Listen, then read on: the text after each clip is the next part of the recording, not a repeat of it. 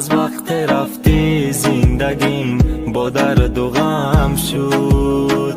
روز و شبم به مثل گور تاریک و تنگ شد. آخر با گناهی تو بود جداگیم مان.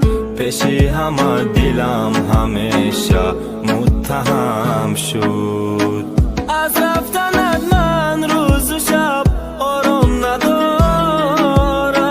شبها تا روز از دردیش من خواب ندارم. میخوام فراموشت کنم اما نمیشه. دیگر من با این تنهایی طاقت ندارم. به تو طاقت ندارم.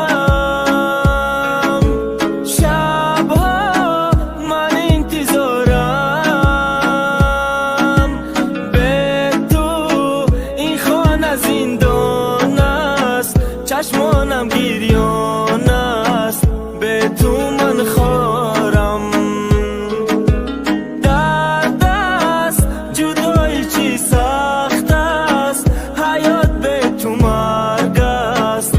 آه این چی سخت است.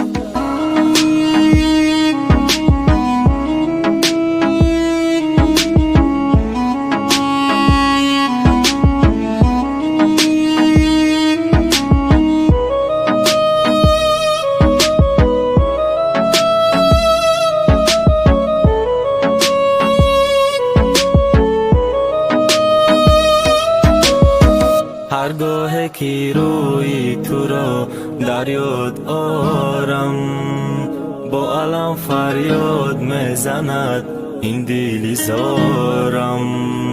درد عشقت این دلم را آزرده کرده است. تا کی با این دردهای تو طاقت بیارم. هر شب فقط با فکر تو چشمم را